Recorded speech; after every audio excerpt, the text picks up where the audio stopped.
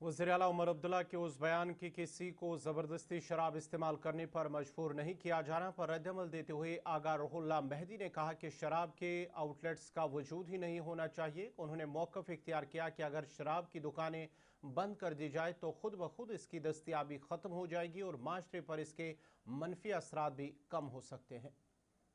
ज़बरदस्ती किसी को ड्रग्स के लिए भी नहीं लिया जाता है। उसके बावजूद भी आप देखते हैं कि हम ड्रग्स के ख़िलाफ़ इक़दाम उठाते हैं।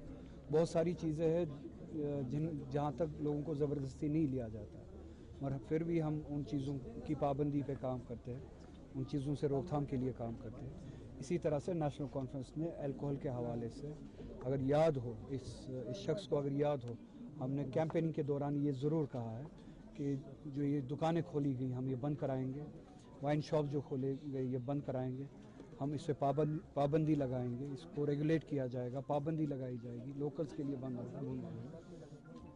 और कल उनसे उस बारे में सवाल पूछा गया, उन्होंने बदकिस्मती से एक बहुत ही एरोगेंट मगरूराना जवाब दिया और जिसमें कोई लॉजिक नहीं था।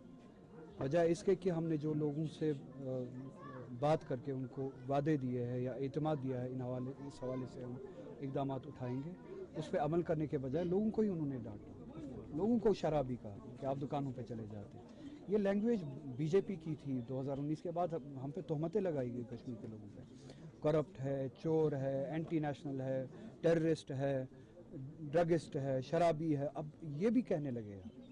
जिस चीफ मिनिस्टर को हमने खुद बनाया कश्मीर के लोगों ने, जम्मू के लोगों ने, ताकि इन बिद्दतों से लड़े और कश्मीर के लोगों के, जम्मू के लोगों की इन टैगिंग्स के खिलाफ लड़े, वही अब कश्मीरियों पे टैग लगा रहे हैं, वही अब लोगों पे टैग लगा रहे हैं और वही वो एरोगेंट तरीका दिखा रहे हैं जिनको इस एरोगेंस के खिलाफ लड़ने के लिए लोगों ने वोट दिया था।